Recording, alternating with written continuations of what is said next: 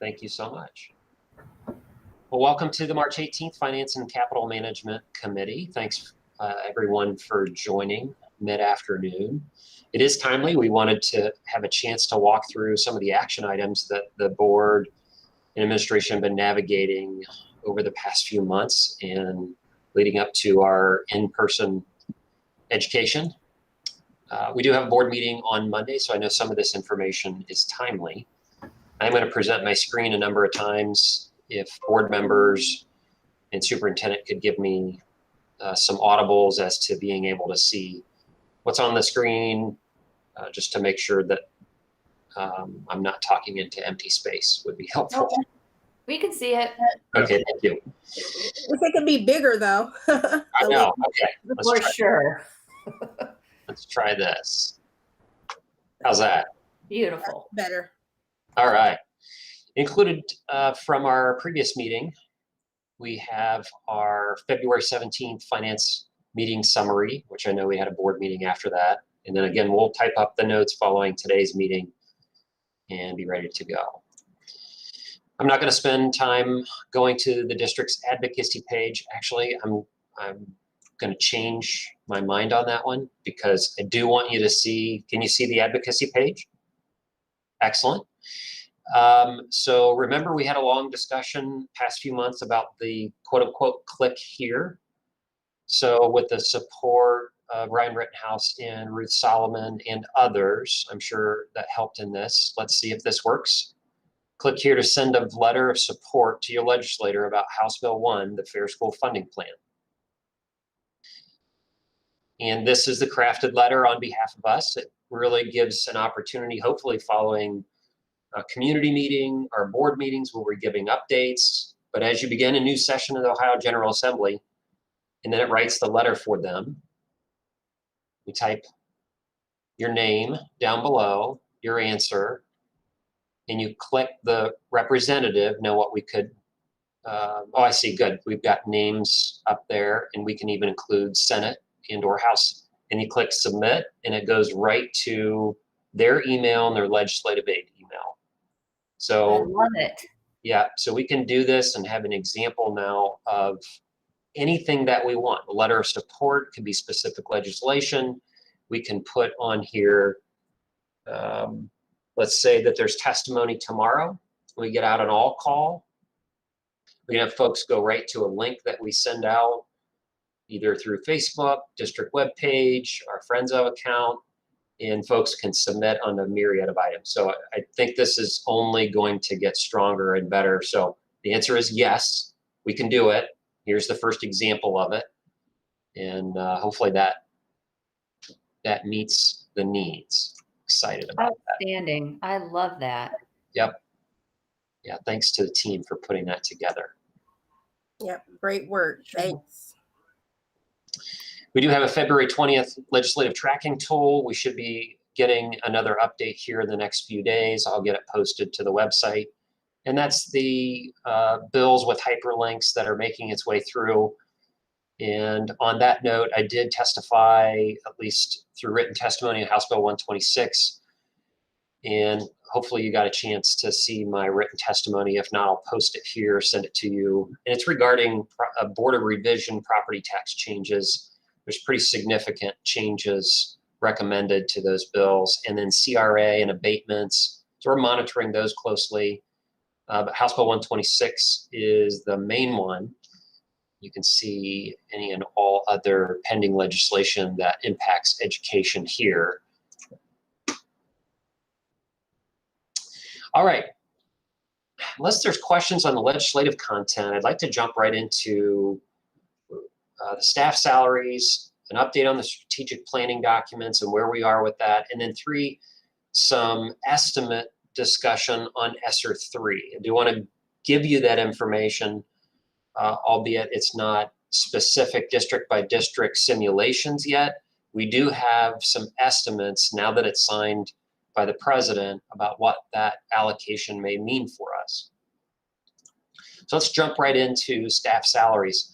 I want to do a very high-level review. I discussed this last time and leading up to last week's board meeting.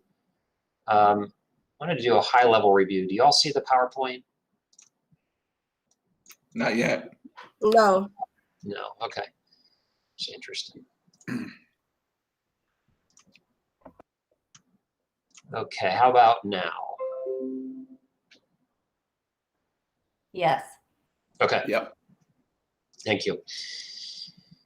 So let me take you a very high-level review, and then we'll take it down another level, especially on the administrative reappointment list that we have for Monday's board meeting.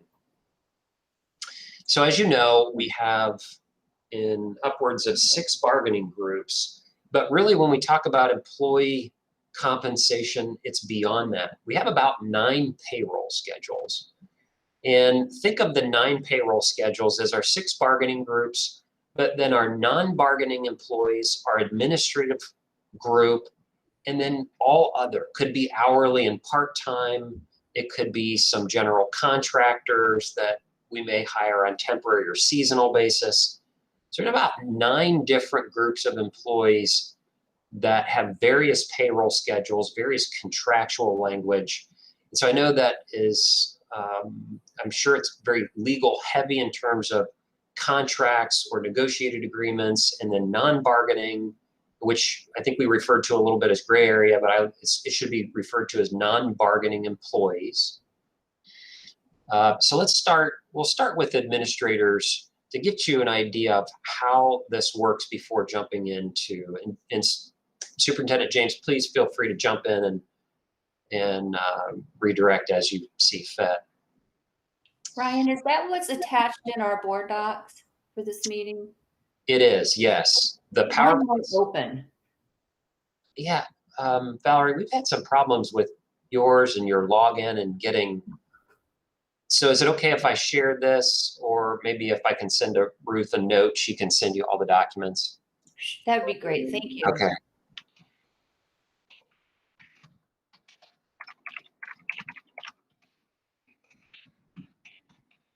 Okay, just send her a quick note. All right. So upon hiring with administrative salary schedules, we have a group or an index. This is very commonplace across schools. The group or an index is a high-level document that is between the superintendent and the board, having an understanding in groups about where we hire and place somebody. Now, the individual contracts that you manage is with the superintendent and treasurer. So those are not necessarily listed on these groups or anywhere else. So those are direct contracts. All other employees fall under these groups. So this is an administrative salary schedule. You see at the very top where it says Central Office Administrative Salary Schedule. It is just that. It is Central Office. It's 10 North Main Street.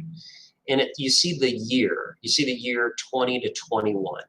And typically what happens in school districts where you see the 2.3% increase or whatever the year over year cost of living increase is, that usually, and I say usually because it's not a legal connection and it's not written anywhere, but it's usually a handoff between teacher negotiations, which generally leads most school districts negotiations in terms of indexes and cost of living increases. It's your largest employee group. It's obviously where the student-teacher relationship happens. It's the focus of most all school districts, how they start there. After a successful negotiations, generally all other employee groups tend to fall in line, and Akron, as well as many others, usually mirror that. They mirror the cost of living increases. So I wanted you to see that center section, if you see my cursor, the effective date and the school year, and then the cost of living increase. And then this is what is referred to as the index. So think of the index as this. Think of the index as group 1 or group 8. Let's use an example, but it's a fictitious example. One of the individuals that helps manages this between HR and finance. Let's say that individual's an accountant. So the district wants to post and hire for an accounting position. Between myself, the superintendent, HR, we need to determine a fair and reasonable wage for an accountant, both on entry level and senior level, right? So senior level accountant, and let's just say for argument's sake that it's group 13, an entry level accountant position for a district, and we have substantiating information to say this parallels our private industry counterparts. We think it's fair and reasonable that group 13 is where we place this individual.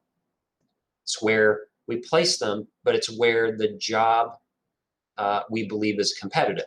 So that is to draw the same conclusions to say we're never going to pay more than $66,453 for an accountant position.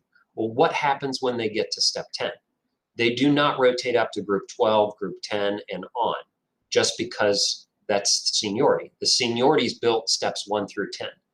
The only way that we move somebody outside of the current group that they're in is by promotion, by change of job, or additional duties is what the law says, right? You can't just increase somebody's compensation unless you're going to give them some additional duties. So in the case of the accountant, we say we're going to pay somebody $54,900 to $66,400, and if that accountant grows to step 10 and wants to keep doing that job, they will never get another step increase. They will only get at the top a cost of living increase. Okay, hopefully this makes sense as we get through it. Now let's say that this accountant has 3 or 4 years experience and is currently coming from the state auditor's office making $59,000 even. Since the schedule exists and the schedule's approved, this gives the HR department, the superintendent, and the treasurer, who the individual will report to, some flexibility to say, you do know that we're going to hire you under group 13. We will give you, obviously, maybe not step 5, because that only represents about $1,000, $1,300 raise. Might give them step 6.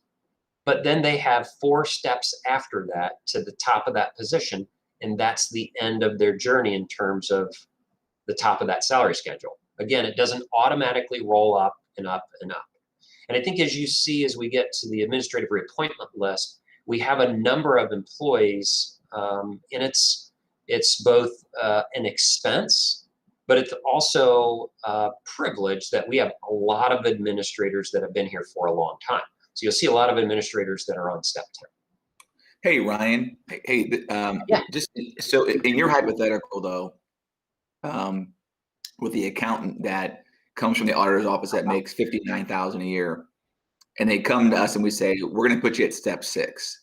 Correct. I guess, what is the conversion factor, or is there a conversion factor for how we translate or convert private industry experience to our salary schedule? And so I guess the accompanying maybe question or statement would be is, the audit. So the person from the auditor's office, I might say, well, how many years have you been with the auditor's office? Right. It's, oh, I've been there for 6 years. Okay, now that makes sense to me. Like, all right, well, then starting you at step 6 makes sense because you're coming to us with 6 years experience. Therefore, step 6 seems to make sense. Is that how it's done, or is there something else that goes into that conversion factor? Yes and no, Dr. Hall. Yes and no. The rubric, the mechanics, the specific black box is this index. But this is what you referenced as more of the inputs part of the model. So we should and do any position that we're recommending, especially like an accountant, we should have a private industry counterpart. Obviously, we have many more jobs that don't have their private industry counterpart, at least on the education or certificated education side. But that's probably where the input side stops and the professional judgment comes in. So as we walk through each one of these, you'll see the closer we get to the certificated environment, the more along the lines of what you just said. Their experience actually does relate to steps. And then there's some statute that guides where and how we can place teachers not beyond step 10 because of the experience. So with administrators, it is the bottom and upper range. That's the input. The bottom and upper range are reasonably stated to what private industry counterpart, if it has one. And then the placement on the step is, even though it's board authorized, is the professional judgment and discretion of the hiring team to place appropriately. If that makes sense. Yeah, so quick, actually, Ms. McKittrick just raised her hand, so I'll wait till she asks her question. Yes. Oh, thank you. How is it decided which group people fall into? It's decided based on the last comment that I said about the reasonableness of their like positions, where they are in the organizations. So let me, again, that's the professional judgment side as to where they sit within this group. Let's say group 1 and group 2 would be the chiefs, would be the executive directors, and that level. Group 3 and 4 could be an executive director with less responsibility, less financial responsibility, fewer direct reports. And then groups 5 through 13 really have to do with managers, and then superintendent jump in here. I'm sure there's more employee classifications, but managers, those who might be administrators but don't have any direct reports, and program managers, and then coordinators are probably, if I remember correctly, they span probably groups 4, 5, 6, and possibly 7. But these are all administrative contracts.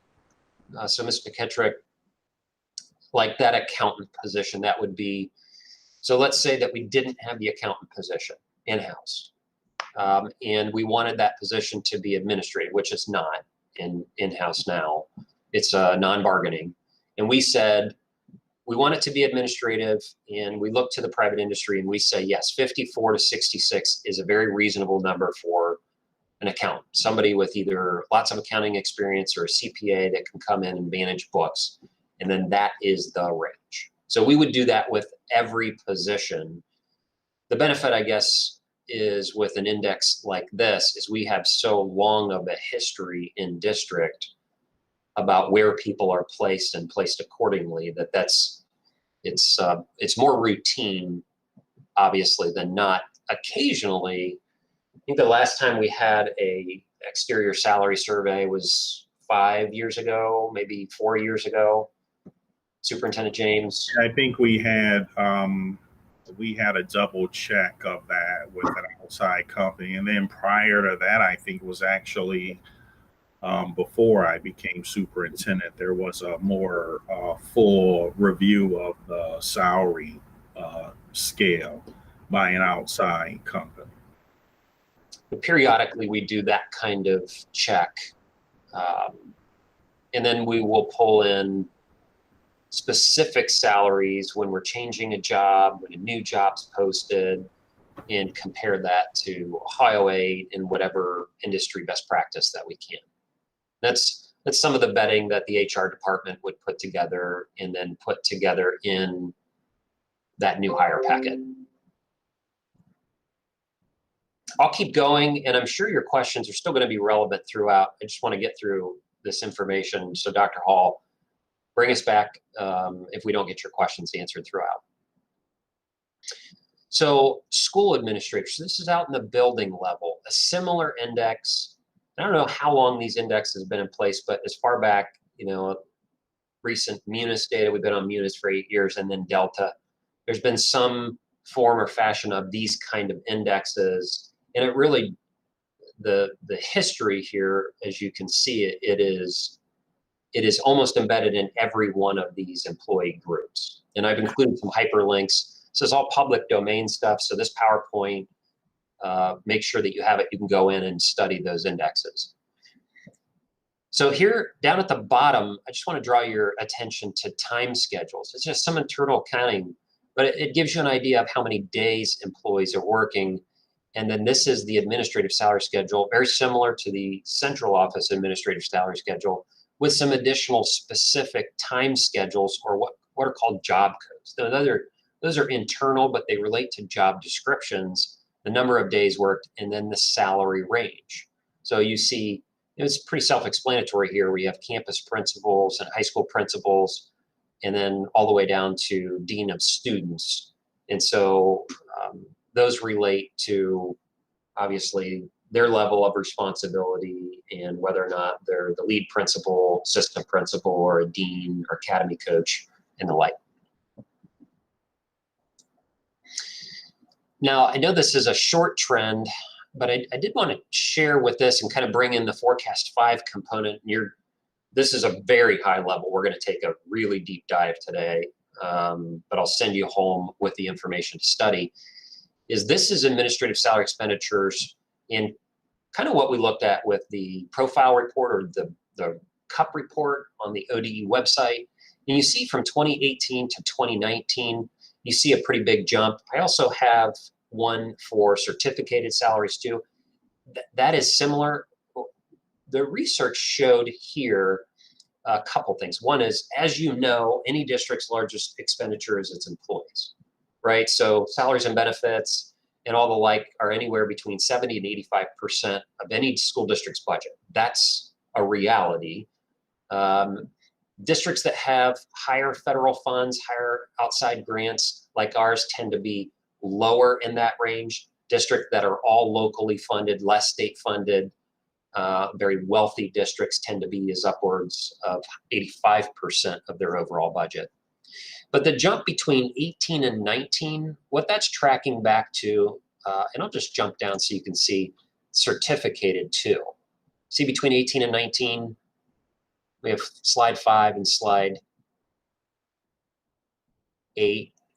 What happens when we did the last 3 rounds of negotiations, they were each 3-year contracts, and they were progressive contracts. So the first year of the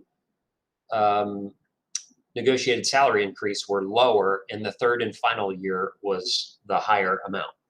And so there's different ways to think about that. Obviously, it phases in the expense for the district. Instead of building in a higher salary wage in the first year, you're doing it in the third year. So it's creeping up, and then you have your 2.3% was that last one, or 2.5. So you see a little bit bigger jump there. Just didn't want you to think that that was out of the ordinary. This is really, I know this is small. Let me zoom in here. These are experience histograms from Forecast 5. Now, on the administrator side, it doesn't make a lot of sense to me. So I had to study this, and it's back to 19 data. So you see we have 154 administrators, average experience totals 5 years, and average salary is 101,000, and it's got enrollment, and then it's got all these mechanics here to the right. This isn't going to make much sense to you, but what this is telling me is that this was during our whole college and career transformation. So the superintendent can talk more about that, but this was the reclassification of, an elimination of a lot of administrative jobs and the reclassification. So even though this doesn't tell me a lot, it does represent a period in time where that first year is being skewed. And you can see here in the blue where it says experience histogram, you can see my cursor here, all of the positions relating to that. So that had to do with a pretty big reformat, overhaul of our building level administrators. So it's skewing the data. But you come back here to the histogram, if you take off 2019, that first up to 1 year 2019 data, and you look into the 3 to 5, you see that histogram begin to take shape. It will make more sense to you when we see the certificated side. But something that I'm going to start tracking is this experience histogram. And I know we talk about normalizing data a lot. What I'd like to do is kind of remove that noise from it, get back to the normalizing, and then see where our average experience is lying. All right, let's move on to our professional salaries. I mean professional salaries, I mean certificated salaries. Our certificated salaries, this is the teacher index salary. So along the left-hand column, up and down, you see step. And along the top, you see the level of degree. And this index relates to, if you look at the bachelor second column teacher of 0, that would be a starting bachelor's teacher degree. Now, this isn't unique to Akron. This is very commonplace across Ohio. I've seen anywhere from 15 steps to 35 steps. I've seen some half steps, and you see a couple half steps in here.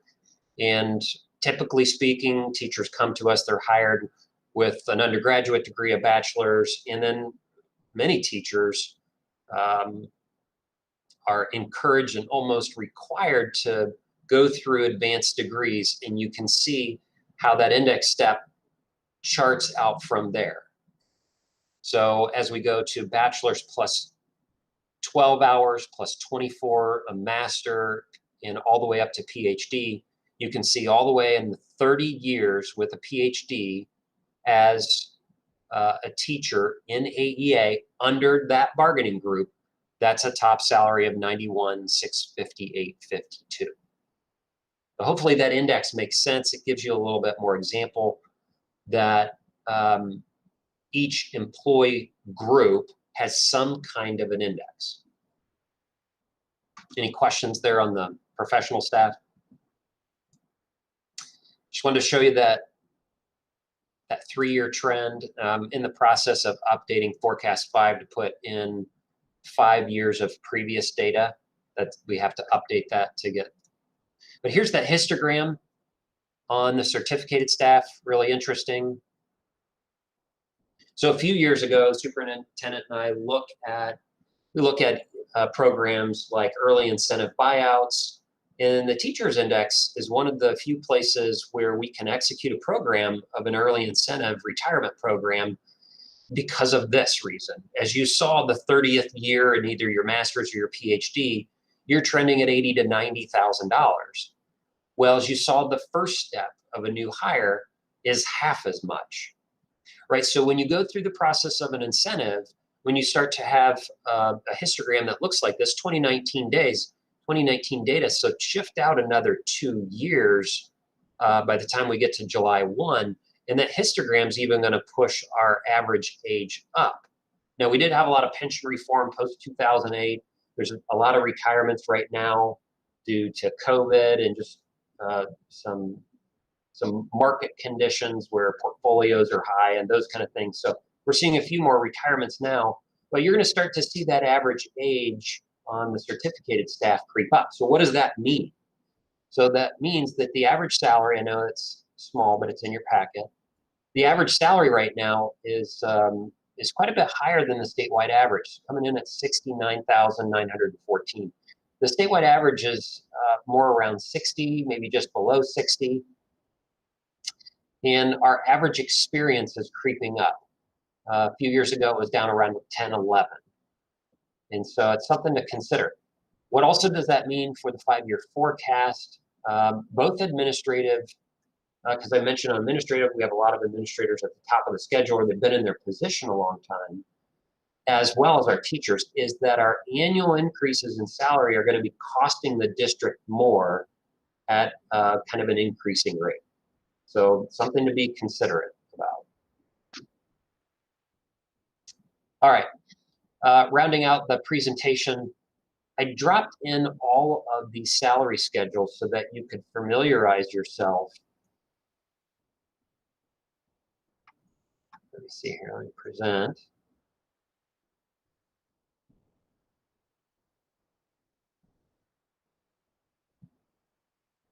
Does everybody see the new salary schedule? Where it starts with behavior and climate coach? Yes, sir. Okay. Yes. All right. So this would be our non-bargaining employee group. Again, this is more accounting heavy where it says job code 36, but then it has the description with a job code in detail.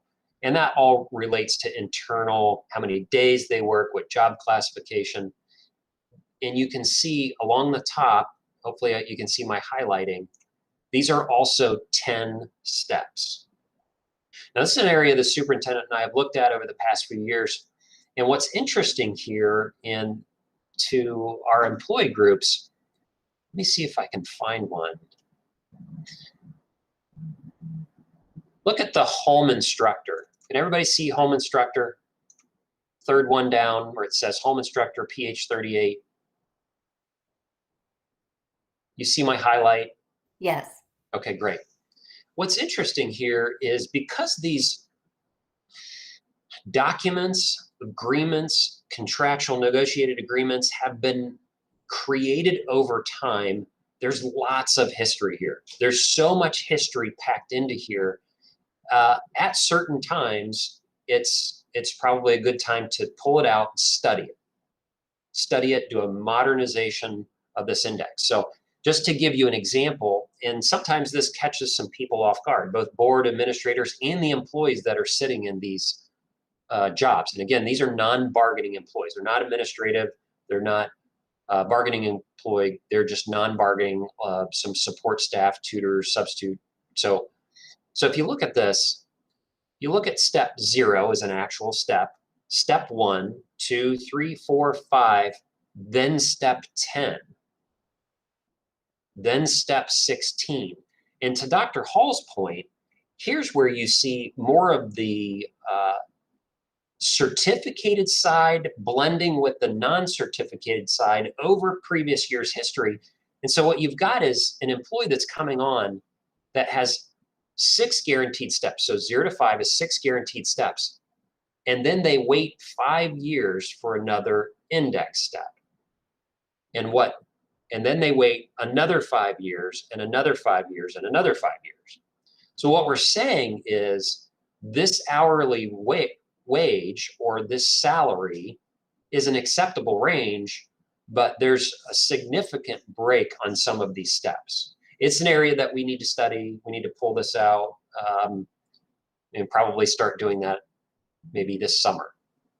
Hey, Ryan, I have a math question. Please. Before we move on. So if you scroll back up. Oh yeah. Sorry. So for example, so with the steps, so let's just use the behavioral and climate coach for a minute. So are they getting the step and the cost of living each year? Correct. Okay, got it. Yeah. So then my math question then is so for example, when I go to step 2, I'm at 65,404.83. The following year I get 65,404.83 plus I get the cost of living. So is my step raise? So I guess, am I including the cost of living into the base salary that then gets increased by the rate each year? That step each year. The latter, how you explained it, is the correct answer. So this index is a fixed document. And so let's say that Dr. Hall, you're currently on 65,404.83. And let's say, as you know, we already have 1 more year left on all of our bargaining unit contracts and our administrative and non-bargaining. As of July 1st, everybody increases that. So that's already built into step 3, if that's where that individual is lying. If not, it would represent indexes range all over the place, right? But let's say on average, they're about 2, I think district-wide, I have in my forecast, they're between 2 and 2.25%. Then if the district negotiates an additional raise of cost of living, then index 4, 5, and 6 for the next 3 years would be modified by that additional cost of living increase. And that would reset, the index. So your latter. Okay, gotcha. Yeah. Okay, so each step is inclusive of the cost of living. Correct. Okay, gotcha. And then for the home instructor, they go 5 years without another step. Are they still getting cost of living in the interim? They are. Okay, gotcha. Okay, so really. Yep. Okay, so really by the time that they hit that next step, if they're at 3248 and they're getting cost of living for 5 years, when they hit step 10, their base is definitely going to be above 3382 going into it, wouldn't it be? They would be, right? So that they would, let's just say cost of living would come in at 2% on average, or we start with 1.75 in the forecast. Then it would do that compounding each and every year. Gotcha. And then those out years, right, when they would fall back on the index, this is where old and new blended over the years, and I would reference that as kind of longevity steps out at that point in time. Gotcha. But it also, let's face it, let's go back to the accountant question. What's fair and reasonable on that is the district has some bookends as we are only going to pay between this amount and this amount for an accountant. Just because you're here for longer than that step schedule exists doesn't mean that you're going to go to another step schedule, right? And now, hopefully, the employees that are in my office and David's office, non-bargaining, we're growing those employees, right? And those employees are growing through the ranks. And as they go through the ranks and take on different jobs with more responsibility, where they fall on different administrative salary schedules. All right. All of that, let me go back to the PowerPoint, finish this out. You see the PowerPoint still? Yeah. Okay. So there's a couple more hyperlinks in here, and I put them all on separate pages so that you can see and click right to them. All right, so now let's go to the reappointment list. Now, I'll navigate this to my best of my ability. Let me zoom in here. Part of this is, are you seeing the reappointment list? No. Okay. No. No? Okay, hold on.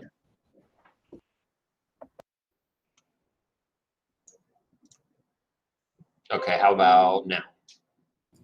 Yeah, it's coming up. Okay, great. All right, part of this is our history and transparency. So this represents a new contract for some employees, and it's a transparency document of a reappointment list for others. And I've talked to a couple board members about this, and I'm sure there's process improvement here with all of this, and I highlighted another one on non-bargaining. So let's go through this a little bit. So at least you're comfortable with the construction and why. So obviously, Ms. McKittrick? So the people on this list, these are the only people who don't belong to a collective bargaining unit. Is that correct? These are administrative contracts. So a little bit different section of law, different board policy. I think it's is it 1400s? So these are administrative contracts. Right. So they do not belong to a collective bargaining unit. Is that correct? That's correct. Okay. All right. Yep. Thank you. Yes.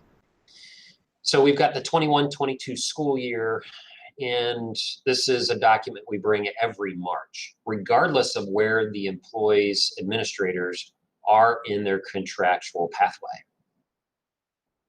It comes through the recommendation, and then it has a recognition of the different types of administrators and then ultimate time schedules. Remember those job codes and time schedules? Those relate back to the indexes, just so you know how it's constructed, where they are, the bookends that are on them, and then the level from chief to the accountant example. You see some reappointment lists, administration, the recommendation of the superintendent. And then right here is the detail that we need to pick up, is that contract year one, and I think I'm just pulling this from, I had it written down, but I've lost it. Let's say that we had,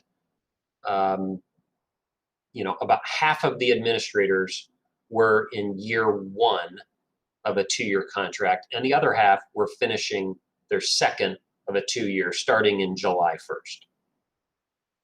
And those two bold sections reference that.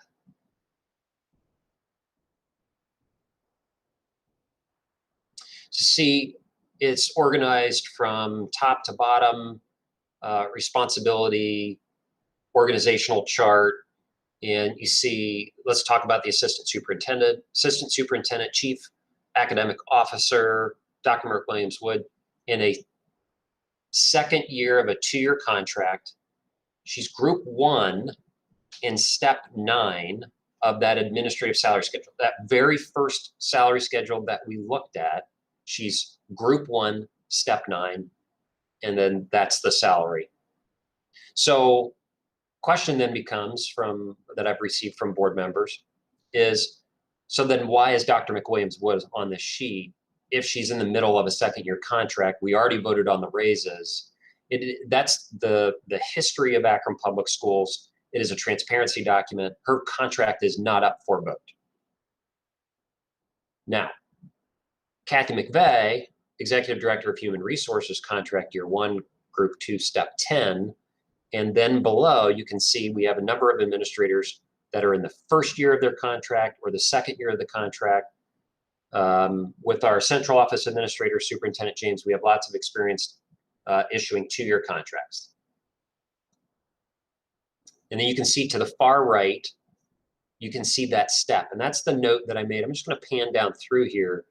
See, many of our administrators have been in place for a long time, and they're at the top of their range. So what does that mean? What does that represent? Well, likely they've been serving that position for a long period of time with 10 steps, and they're at top of the range. So they're at their bookends. So the question then becomes, do they automatically go up to the next group? No, they don't.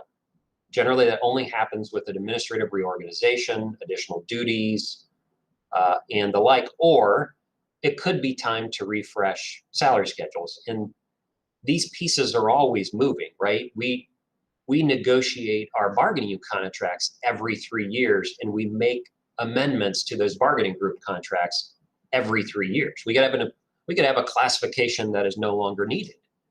We could have a classification that never existed and it needs to be created. So I would say at a minimum, every 3 years, we're looking at these classification jobs, positions, job groups, and we're constantly modernizing them in making them more relevant. But if you'll notice down through here, you will see a number of our staff are at the top of their schedule. So is there any questions on the construction? I think the most important thing as we look here is the administrative reappointment list is 1, a transparency document so that it's get published publicly. 2, it recognizes those employees who are in the middle of a contract, so you know where they are, what group, what step. And then 3, it is signaling the hiring or the issuance of new 2-year contracts to those administrators who are finishing their second year of a 2-year contract by June 30 of 2021. So Ryan, I don't have any questions on construction. I've got questions, but not on construction. So I want to let you keep going before I jump in with questions. Okay, let me round out here. At the end of this, again, it's in your packet and published online. You can see this goes down through every administrative contract that we have. And then time schedules, you can generally see from 38 to 52 weeks, that would be an administrative contract. And that mirrors school long, medium, and short schedules in different bargaining groups and determines what they're managing or administering in the district. Okay. That was my last attachment for this part, the 3.01 staff salaries part. So I'll pause there. I can repost.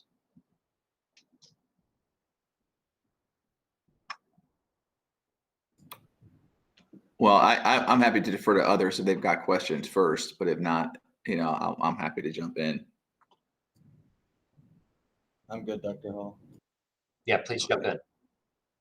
So I guess where my head is at with regard to this is, and Ryan, thank you for presenting this. It was very instructive and very educational.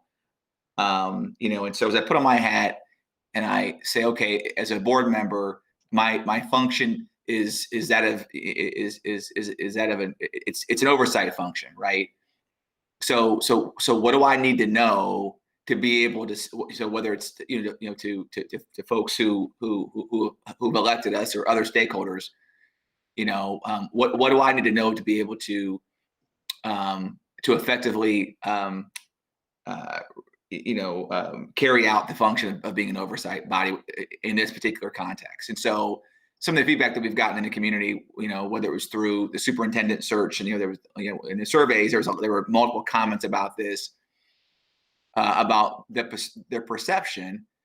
And I've been, reminded quite a bit the last year or so that perception is reality. That there is some perception, at least among some anyway, that we are top heavy as an organization.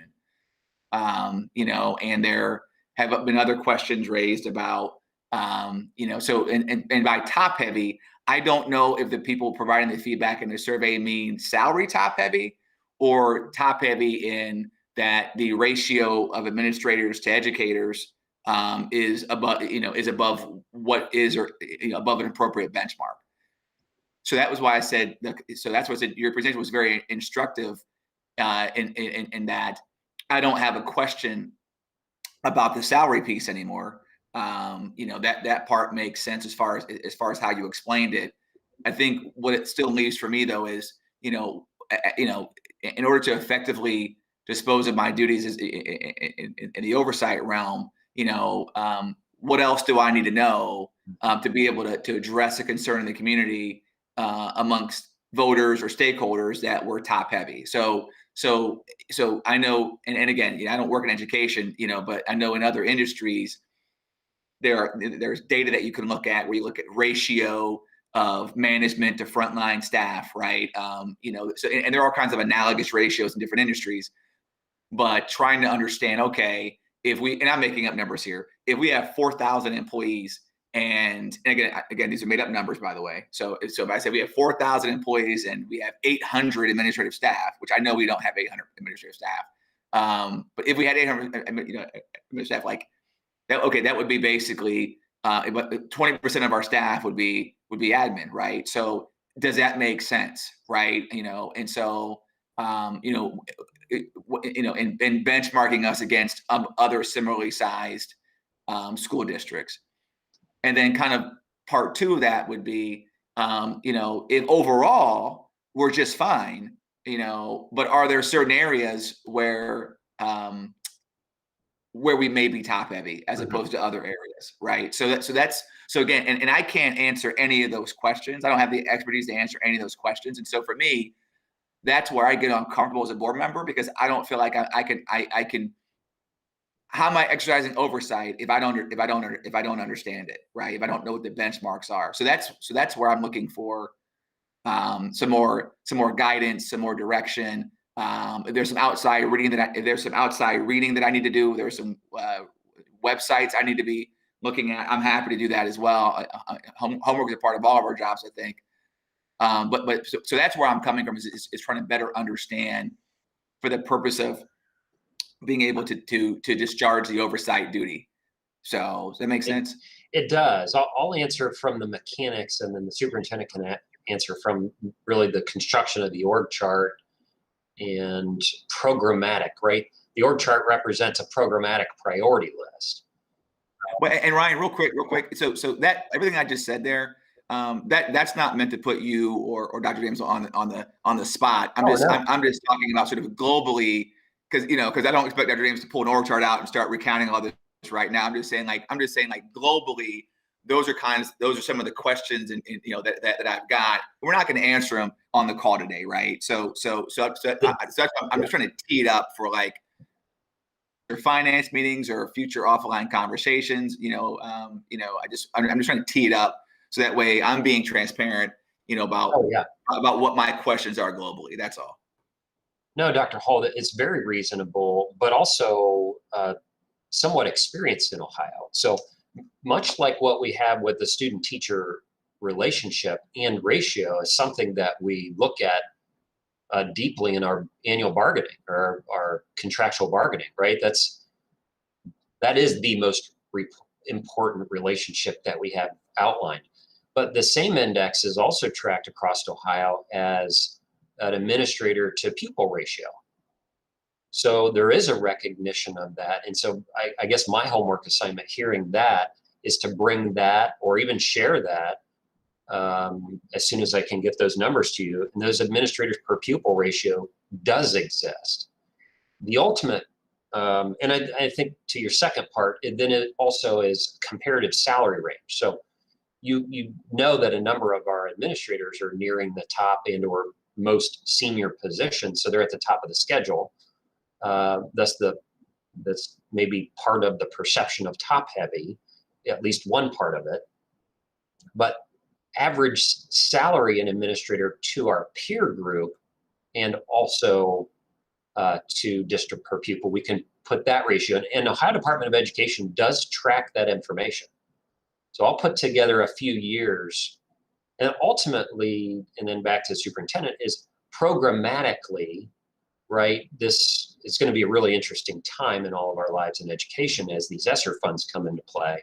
Programmatically, we determine from the collective stakeholders what our priorities are.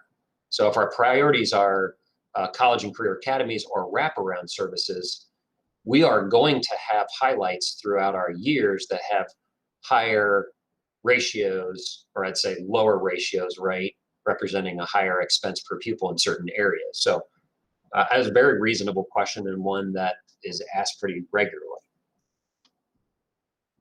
Yeah, in my history here, that question has come up a lot, particularly, during our levy campaigns. But, over, I don't know, the last 15 years, as we've closed buildings and have closed programs and then brought on new programs, that, administrator ratio has fluctuated. Building, our college and career academy network has, caused us to hire some additional people in that area.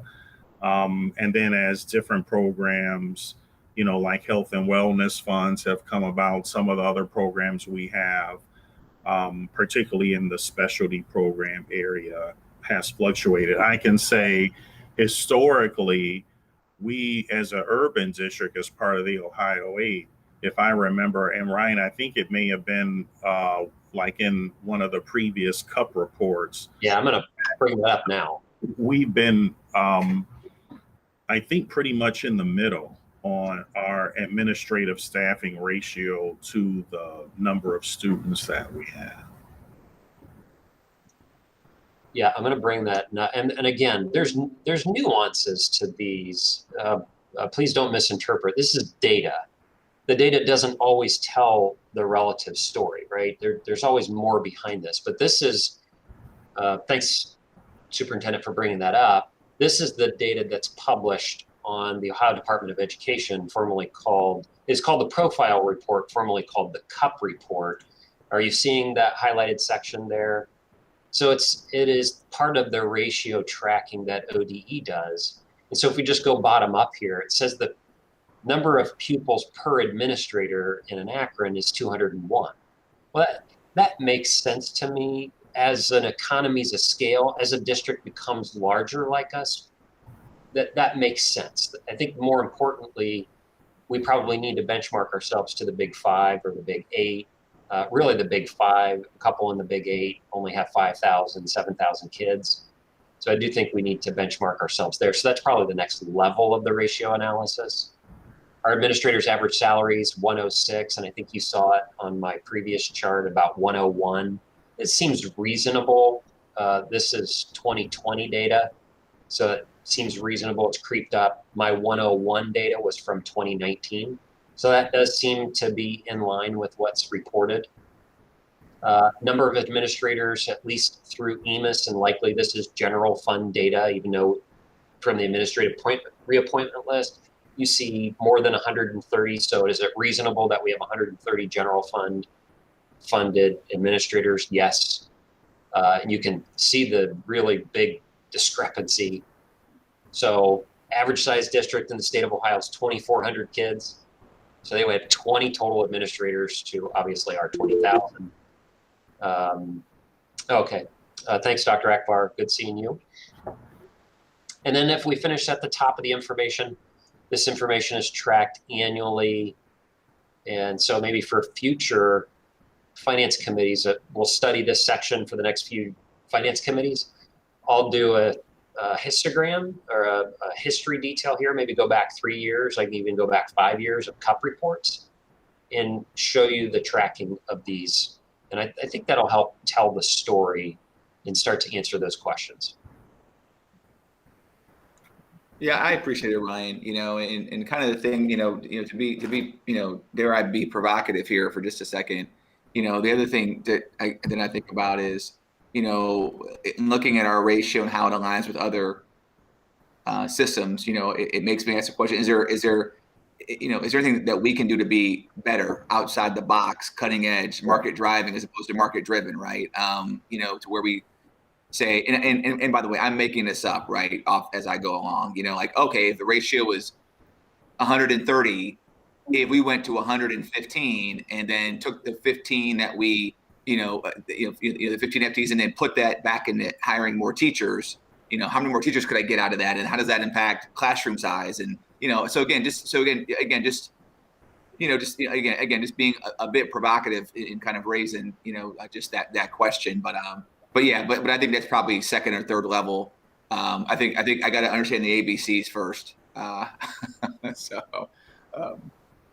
But yeah. Well, I appreciate this. I'm going to go back to the agenda because it's a perfect segue. Unless there are other questions on the construction of this, I'll continue to put this on the agenda. But really, it's the perfect segue, and I'm going to jump over 3.02 to 3.03 and just have a high-level conversation about Esther $3. As you're aware, I've been following the news. The president signed into law, and our initial estimates of Esther $3 are coming in 2.4 times what our Esther $2 are. So our Esther $2 came in around 43 million. Our Esther $3 are likely to be in the neighborhood of somewhere around 100 million additional dollars. Now, I know that's a large number. I know that's something that we need to get our arms around.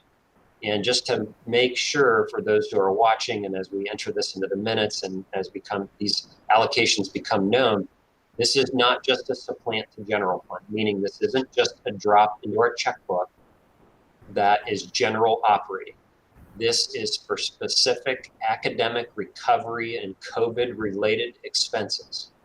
But to Dr. Hall's point, I think what you'll see from the administrative team and our conversations now that we're back in person is our conversations are going to be shifting to truly an opportunity to engage stakeholders, to dare to be provocative, Dr. Hall, and think about how to reach children and students the most effective, efficient ways in a modern society with now resources to grow our children.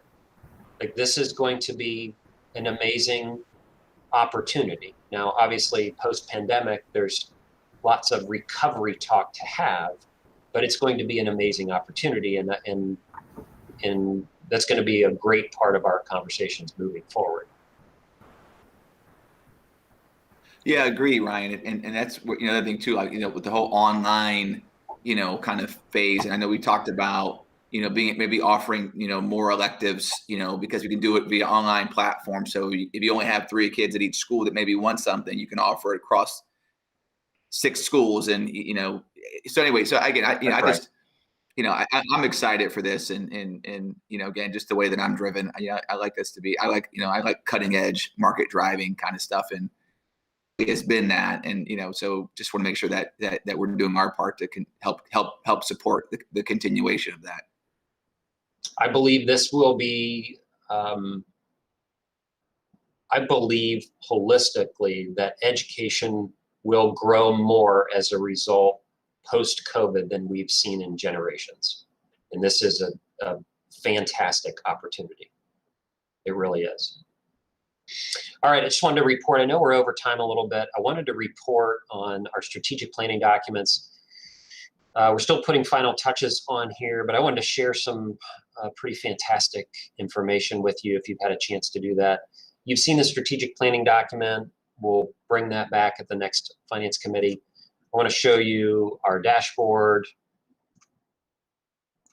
Can you see the dashboard? Yes. Okay. I encourage you, this is an interactive dashboard. It is from static data, right? So the next goal would be live data. But I encourage you to download this, take a look at it. You can't break it. It's just got a lot of data packed in here. But the first tab is a dashboard by school. And you'll see at the top, there's a drawdown area. And that arrow, you can go to any building in the district. I encourage you to go around through this. There may be a couple data points that we still have to clarify, but most of this is pulling from our central accounting system or Department of Ed, so it's good, solid data. So let's go to North, just as an example. It's got all of our buildings. So it's got elementary, intermediate, middle, and secondary ed, all inclusive here by drop down by building. And then we're going to actually go by those grade band levels, and then we're going to go by cluster. So I think this is going to help tell stories and pull out this equity component, resource component, per pupil expenditure component, and take a deeper dive here. So you see at the top, we have the school building, and we have student demographics highlighted there. We have expenses per pupil. So this is very similar to what you saw in the CUP report, where we modeled that administrative expense, building expense, instructional.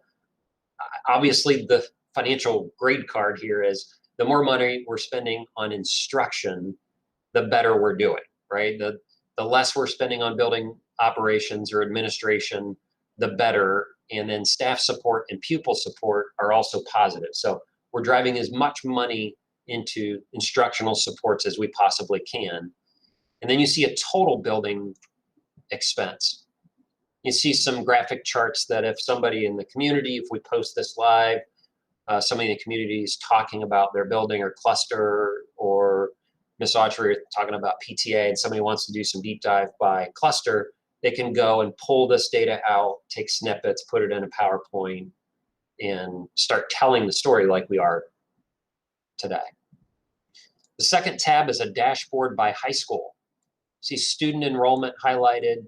You see administration expense per pupil, building operation expense per pupil, instructional expense per pupil, all the way down to total operation expense per pupil. Now I want to drop some information with you as my team began to study this. A full building is an efficient building. A full building meaning has an entire suite of offerings for a student, like all of our high schools do. They're all comprehensive. They all have the full suite of offerings. So when we have full enrollment, what you'll see is the expense per pupil go down, and it's representing an efficiency. That's why I've kind of hovered over that total operations expense per pupil. And ultimately, as and this sticks in my head, Superintendent James, as when the difficult decisions were made to close buildings, folks were saying why, and I'm just saying one of the reasons was because they were our most expensive buildings to operate per pupil. And when we became more efficient with those funds, we could redistribute those funds and make the entire district more efficient. And what we've seen over the past 10 to 15 years in that highlighted section is a really narrow band of expenses. It was much more widely varied on the total expense per pupil. So the second tab is there. You see a dashboard by middle school. You see a dashboard by elementary school. And then you see a dashboard by cluster. Again, this is out of the gate. These are our first dashboards. I told you the data existed. It is a matter of getting into a format, and can't say enough how much I appreciate Ruth and the team's support for taking a vision that we have. They're going back and watching these meetings, and then we're teaming about it later. So we've got a really great thing going here where they're able to populate some information. Okay, great stuff. Yeah, so Ryan, I'm sorry, question. Go ahead. Thank you for all of this work on the dashboard and everything. It's good information, very informative. So I had a question about an article that the Beacon Journal just wrote about the sale of Chapel Hill Mall. I had a few parents ask me about the sale of the mall because they reported that Akron Public Schools was getting approximately $500,000 from that sale. And I just want to clarify, that's going to general fund. Would that be correct? It does, yes. Okay. Yeah, general fund property tax. So our other than state aid, that line item in our revenue is the biggest area of revenue that we depend. That's probably some past taxes and some settlement taxes wrapped up in there. So yes, that's great. Thank you. There's two other documents in there I'll leave for you. It's the construction of a draft outwardly facing budget document. Are you seeing that? Can you see that? Let me. Not Oh, yet. I'm not presenting. Sorry. It's an outwardly facing budget document. It's there.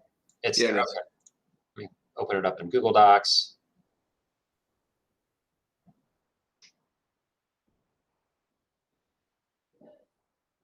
And so as we begin to work on engaging the board more in the staff and community in our budgeting process, this is the table of contents. We're starting to put this through the various documents you've seen, both in forecasting and some of our how-to documents. We're starting to construct this. Special thanks to Andrew, our accountant internally, gave him a special project. I walk out of my office and I say, who's wanting to join a project? And you see everybody scatter. It's kind of a joke in my office, but he really took this and ran with it and has been modeling it after some of the national best practice documents. We're constructing it now. It has to contain certain items. The part that we're writing, though, are likely to be the priorities that are represented. I know the superintendent owes the Department of Education a priority document in terms of COVID relief and priorities. We'll be incorporating that, kind of aligning this smarter school spending model where you've got Board of Education, academic finance, the balance around our. And so it's hopefully a document that we can post, continue to update, and then we will show priorities and spending documents with some financials telling a story. So that's out there.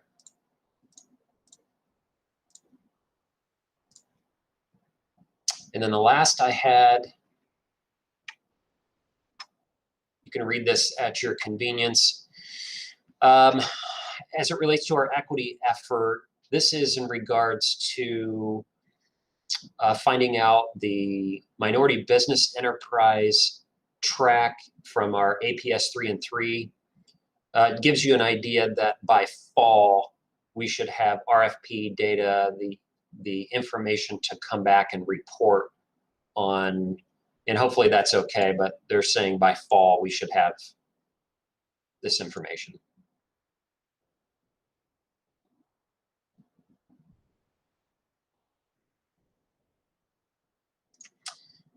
And that's all I had, unless there are questions. Thanks for bearing with us today, a little bit longer agenda. That's all I had for today. Any questions before we adjourn?